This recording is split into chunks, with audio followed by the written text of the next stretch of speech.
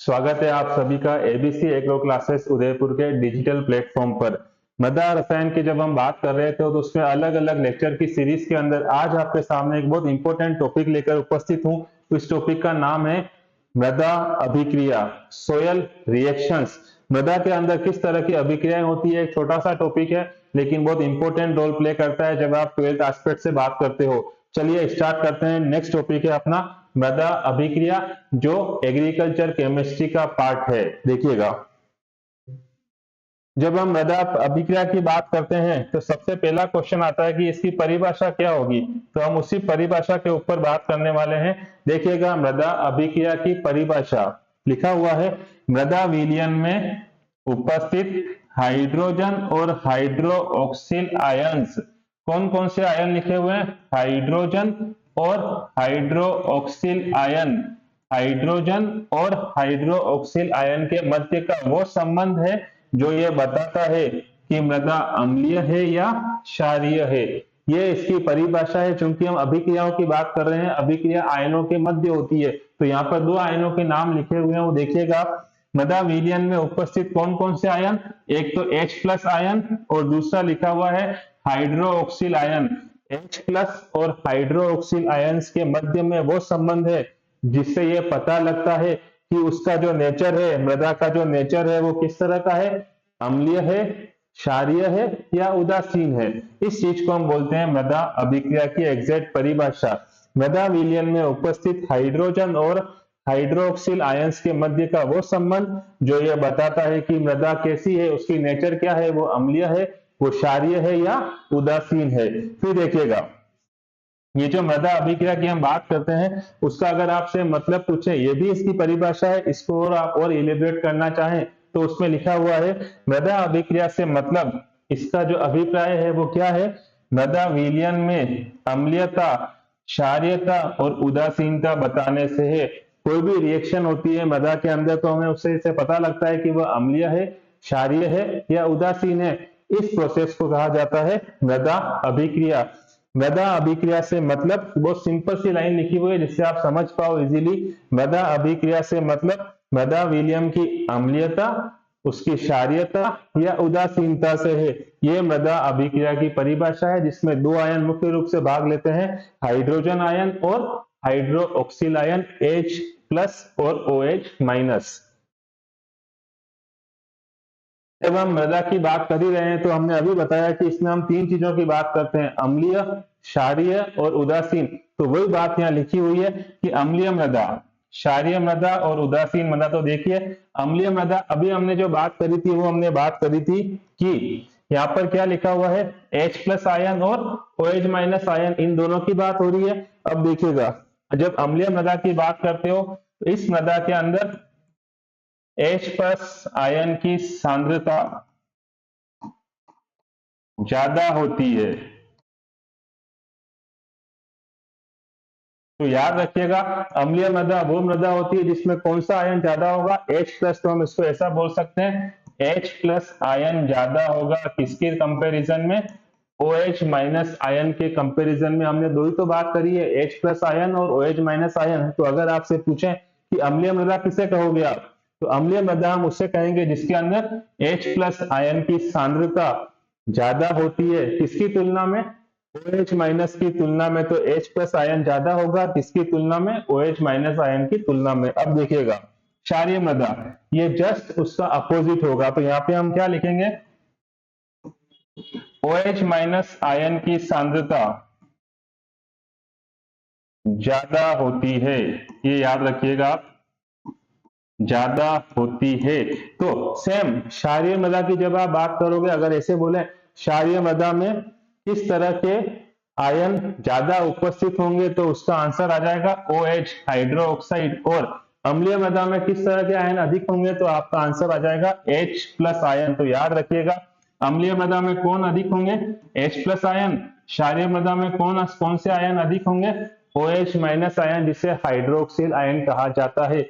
अम्लीय मृदा H+ ion की अधिकता, क्षारीय मृदा OH- की अधिकता। अब देखिए, तीसरा जो शब्द है उदासीन मृदा। उदासीन का मतलब आप जानते हो परिणामी आवेश जहाँ शून्य हो जाता है, उदासीन उसे कहा जाएगा जहां ना H+ ज्यादा हो, जहां ना OH- आयन ज्यादा हो। तो हम ऐसा बोल सकते हैं कि ऐसी मृदा जिसके अंदर H+ आयन OH- आयन के इक्वल होता है, बिल्कुल बराबर होता है, तभी परिणामी आवेश 0 आता है। तो याद रखिएगा, उदासीन मृदा के अंदर H+ आयन और OH- आयन दोनों आयनों की सांद्रता बराबर होती है, इसीलिए उसे नाम क्या दिया गया, उदासीन मृदा नाम दिया गया। अब देखिए, आप एक इंपॉर्टेंट नाम जानते होंगे, पीएच।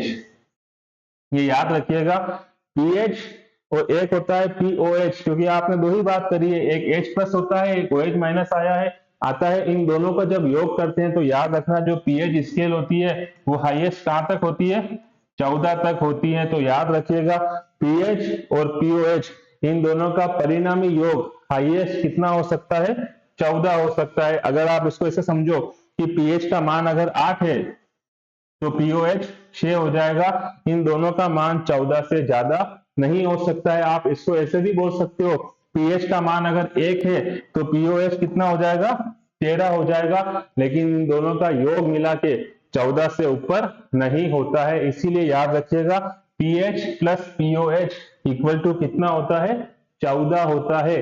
तो मृदा अभिक्रिया के आधार पर हमने क्या बोला, अम्लीय मृदा जिसमें H+ आयन ज्यादा, क्षारीय मृदा जिसमें OH- आयन ज्यादा, और उदासीन मृदा जिसमें H+ और OH- एक दूसरे के जस्ट बराबर होते हैं। और पीएच और पीओएच का कुल योग हमेशा कितना होता है, 14 होता है। नेक्स्ट देखिएगा, मृदा की पीएच की जो हम बात कर ही रहे हैं तो उसकी एग्जैक्ट बात करना चाहें तो देखिएगा, सबसे पहले मृदा पीएच को किस वैज्ञानिक ने खोजा था, उसका नाम है सोरेनसन।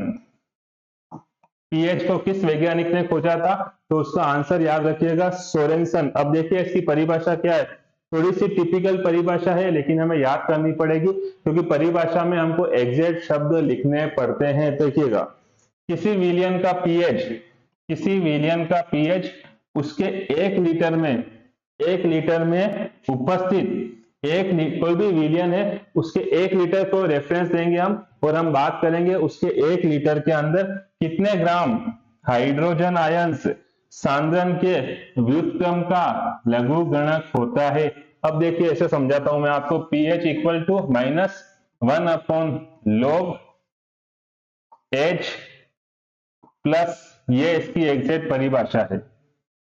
ये pH equal to -1/log H+, किसका सांद्रण देख रहे हो आप, H+ आयन का देख रहे हो, और लघुगणक का मतलब होता है log, ऋणात्मक का मतलब होता है नेगेटिव। ये याद रखिएगा, उसके 1 लीटर में उपस्थित ग्राम हाइड्रोजन आयन सांद्रण के व्युत्क्रम का लघुगणक होता है। अगर आपको सिंपल फॉर्मूला पूछे कि पीएच को आप कैसे डिफाइन करते हो, उसका क्या सूत्र है, क्या फॉर्मूला है, तो ये रहा सूत्र, P H equal to -1/log H plus. ये फॉर्मूला याद रखिए, आप इस फॉर्मूले को भी लिखते हैं तो आपका आंसर सही होगा, क्योंकि इससे उसको पता लगेगा एग्जामिनर को आपको इसका आइडिया है। नेक्स्ट देखिएगा, पीएच स्केल की जो हमने बात करी थी कि पीएच के अम्लीय होता है, क्षारीय होता है, तो एक पूरी पीएच की स्केल है। पूरी स्केल जो होती है वो कहां से कहां तक होती है, वो होती है 0 से लेके 14 तक। कहां से कहां तक होती है, 0 से लेके 14 तक होती है। अब देखिए, जब आप बात करते हो तो आप जानते हो कि अगर 0 से लेके वो 14 तक चला तो बीच में आप जानते हो 7, जिससे आप क्या बोलते हो, उदासीन, ये सबको पता है। अब होता क्या है, जैसे जैसे आप 7 से मूव करते हो 0 की तरफ, तो अम्लीयता का मान बढ़ता है, अम्लीयता का मान बढ़ता है। और जैसे जैसे आप मूव करते हो 7 से 14 की तरफ, तो क्षारीयता का मान बढ़ता है। तो अगर आप इस बेसिस पे बोलना चाहो कि किस मृदा को अम्लीय बोलेंगे, किस मृदा को उदासीन बोलेंगे, किस मृदा को क्षारीय बोलेंगे, तो देखिएगा 0 से लेके 6.9 तक तो मृदा किस तरह की होगी, अम्लीय। जैसे जैसे आप 7 से मूव करोगे 0, तो आप ऐसे बोल सकते हो 0 से लेके 6.9 तक तो मृदा किस तरह की हो जाएगी, अम्लीय हो जाएगी। 7 का आप जानते हो, मैंने बताया 7 में मृदा किस तरह की होती है, उदासीन होती है। अगर पीएच 7 है तो उसकी मृदा क्या होगी, उदासीन होगी। और 7.1 से अगर आप चलते हो 14 की तरफ, 7.1 से चलते हो 14 की तरफ, तो मृदा किस तरह की हो जाएगी, क्षारीय हो जाएगी। तो अगर आपसे पूरी पीएच टेबल के बारे में पूछे तो आप याद रखिएगा, सबसे पहले 7 होता है उदासीन, 7 से आप चलते हो 0 की तरफ तो वो हो जाता है अम्लीय, 7 से आप चलते हो 14 की तरफ तो वो हो जाता है क्षारीय। अगर आपको ऐसा क्वेश्चन पूछे, एक विलियन की पीएच 6.5 से 7.5 पाई गई तो उसकी प्रकृति क्या होगी, अम्लीय होगी, क्षारीय होगी या उदासीन होगी। तो आप याद रखिएगा 6.5 और 7.5 का अगर आप एवरेज निकालते हो तो हमेशा 7 आता है, और 7 वाली जो मृदा होती है वो किस तरह की होती है, उदासीन होती है। तो इस तरह के क्वेश्चन का आप आंसर दे सकते हैं अगर आपको पीएच टेबल बहुत अच्छे से ध्यान है तो। सिंपल सी बात है, पीएच 7 का मतलब उदासीन, 7 से 0 की तरफ जा रहे हो तो अम्लीय, 7 से 14 की तरफ जा रहे हो तो क्षारीय। ये चीज आप याद रखिएगा। नेक्स्ट देखते हैं। अब जो पीएच है, ये पीएच किसी से तो प्रभावित होगी, तो एक बहुत सिंपल क्वेश्चन बनता है कि मृदा पीएच को प्रभावित करने वाले कारक कौन कौन से, किन्हीं दो का नाम दीजिए। तो कारक देखिएगा, पैतृक पदार्थ, पेरेंट मटेरियल, पेरेंट मटेरियल। दूसरा लिखा है अवक्षेपण, अवक्षेपण का मतलब आप जानते हो इकट्ठा हो जाना, जमा हो जाना, नीचे चले जाना। नेक्स्ट है कार्बनिक पदार्थ का विघटन, विघटन का मतलब होता है टूट जाना, टूटना। फिर है मृदा की गहराई, कितनी गहराई तक आप पीएच की बात कर रहे हो। और लास्ट में उस फसल की प्रकृति, जिस फसल के ऊपर आप पीएच की देखभाल कर रहे हो या देखना चाह रहे हो, वो उस प्रकृति क्या है, उस फसल की नेचर क्या है। तो अगर सिंपल क्वेश्चन बनता है मृदा पीएच को प्रभावित करने वाले कारक बताइए, तो वो कौन कौन से हैं, पैतृक पदार्थ, अवक्षेपण, कार्बनिक पदार्थ का विघटन, मृदा की गहराई, और लास्ट है इसका फसल की प्रकृति। ये आपको पता होना चाहिए। नेक्स्ट देखिएगा, एक इंपॉर्टेंट क्वेश्चन आता है, बफर विलियन क्या होता है, बफर सॉल्यूशन क्या होता है। देखिएगा, बफर सॉल्यूशन का दूसरा नाम है, उसे क्या भी कहा जाता है, उभय प्रतिरोधक भी कहा जाता है। उभय का मतलब होता है दोनों, दोनों मतलब अम्लीय भी हो और क्षारीय भी हो। प्रतिरोध का मतलब होता है विरोध करना, तो इसका यह मतलब हुआ कि वो अम्लीयता बढ़ेगी तो भी विरोध करेगा, क्षारीयता बढ़ेगी तो भी विरोध करेगा, वो दोनों का प्रतिरोध करेगा। इसीलिए इसका नाम क्या दिया गया, दूसरा नाम है उभय प्रतिरोधक, जिसे बफर सॉल्यूशन, बफर विलियन भी कहा जाता है। अब देखिए इसकी परिभाषा, किसी भी विलियन का वह गुण जिसमें वो अम्ल या क्षार मिलाने पर परिवर्तन को मना करता है, परिवर्तन का विरोध करता है।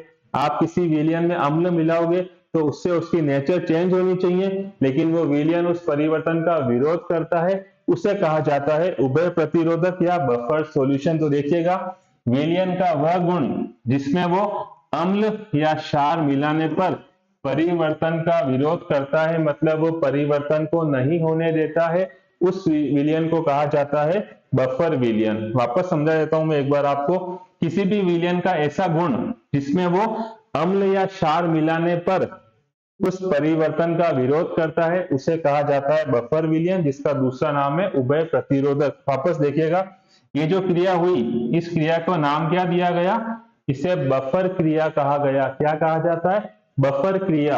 अब देखिए, जिस विलियन में ये गुण पाए जाते हैं उन्हें उभय प्रतिरोधी विलियन कहा जाता है। कोई सा भी विलियन लिया, आपने उसमें अम्ल मिल डाला या आपने उसमें क्षार डाला, अगर वो उसका परिवर्तन कर दिया तो वो बफर सॉल्यूशन नहीं है। लेकिन अगर कोई ऐसा विलियन है जिसमें अम्ल या क्षार डालने पर उसने उस परिवर्तन का विरोध किया, उसे क्या कहा जाएगा, उभय प्रतिरोधी विलियन, बफर सॉल्यूशन कहा जाएगा। यहां तक बात समझ में आई आपको। अब देखिएगा, नेक्स्ट देखिएगा, नेक्स्ट बात करते हैं बफर विलियन के गुण क्या होंगे। बफर विलियन के गुण देखिएगा, बफर विलियन का पहला गुण है, इन सारे बफर सॉल्यूशन की पीएच जो होती है फिक्स्ड होती है, फिक्स्ड पीएच, उसमें कोई परिवर्तन नहीं होता है। दूसरा देखिएगा, अम्ल या क्षार मिलाने पर पीएच में कोई परिवर्तन वो नहीं होने देते हैं। जब उसकी पीएच फिक्स है तो वो परिवर्तन को विरोध करेगा, यही तो उसका गुण है। तो याद रखिएगा, इसकी पीएच हमेशा फिक्स होती है और अम्ल या क्षार मिलाने पर पीएच में कोई परिवर्तन नहीं होता है। लास्ट देखिएगा, इसका जो पीएच होता है अधिक समय तक स्टेबल बना रहता है, फिक्स बना रहता है। हमने यही बात करी है बार बार कि बफर सॉल्यूशन हम बोलेंगे ही उसको जो किसी भी परिवर्तन को नहीं होने देगा, उसका विरोध करेगा। तो ये बात लिखी हुई है कि पीएच अधिक समय तक स्थिर बना रहता है। अगर आपसे पूछें बफर विलयन के गुण क्या हैं, ये रहे उसके सारे गुण। अब देखिएगा, एक इंपॉर्टेंट टेबल आती है, उसमें लिखा हुआ है सारे माइक्रो ऑर्गेनिज्म जो होते हैं उनका पीएच कितना होता है। उनके पीएच का मतलब ये होता है कि किस पीएच रेंज के अंदर वो एक्टिव होते हैं, वो क्रियाशील होते हैं, वो सक्रिय होते हैं। उसके ऊपर क्वेश्चन बनता है ऑब्जेक्टिव के अंदर कि विभिन्न विभिन्न अलग अलग बैक्टीरिया हैं, माइक्रो ऑर्गेनिज्म सॉरी सूक्ष्म जीव हैं, उन सूक्ष्म जीवों का माइक्रो ऑर्गेनिज्म का पीएच कितना कितना होता है जिस पर वो फुली एक्टिव होते हैं, सक्रिय रहते हैं, क्रियाशील होते हैं, वो देखिएगा। सबसे पहले बात करते हैं बैक्टीरिया। बैक्टीरिया की जब आप बात करते हो, बैक्टीरिया जो है उस बैक्टीरिया की जो पीएच होती है जिससे वो बहुत इजीली वर्क कर पाता है, वो याद रखिएगा, वो है 6 से लेके 7.5 तक, 6.0 से लेके 7.5 तक। दूसरा, आपको ये बताया गया था बैक्टीरिया 90% तक पाए जाते हैं। लास्ट वीडियो में हमने बात करी थी। एक्टिनोमाइसीटीज 9% के आसपास होते हैं और बाकी सब दूसरे होते हैं। तो हम बात कर रहे हैं बैक्टीरिया की जो कितना होता है पीएच 6 से लेके 7.5। सेम एक्टिनोमाइसीटीज, इनकी पीएच होती है 5.5 से 7.5 तक। कवक की पीएच होती है 3 से लेके 9 तक। शैवाल जो वर्क करते हैं, शैवाल जो सक्रिय होते हैं, वो पीएच होती है 5.5 से 7.5 तक। और लास्ट जो नीली हरी शैवाल है जिसे आप बीजीए भी बोलते हो, ब्लू ग्रीन एल्गी, अगर आपने नाम सुना हो इसका, ऐसे कहा जाता है BGA, ब्लू ग्रीन एल्गी, नीली हरी शैवाल। ब्लू ग्रीन एल्गी का अगर आपसे पीएच पूछने, पीएच रेंज पूछने, पीएच परास पूछने, तो वो कितनी है 6 से लेके 7.5। सेम बैक्टीरिया के जैसी बीजीए की भी पीएच रेंज होती है। तो आज हमने जो चैप्टर लिया वो चैप्टर आपके सामने मैंने सारे इंपॉर्टेंट एस्पेक्ट कवर किए हैं, पीएच के बारे में हो या मृदा अभिक्रिया के बारे में हो। उम्मीद करता हूं कि आज का वीडियो आपको समझ में आया होगा। अगर आप वीडियो को पसंद करते हैं तो इसे लाइक, सब्सक्राइब और शेयर कर दीजिएगा, जिससे आगे वाले जो क्वेश्चंस के वीडियो आने वाले हैं वो आप तक पहुंचते रहें। जुड़े रहिए आपके अपने एबीसी एग्रो क्लासेस उदयपुर परिवार के साथ। नमस्कार।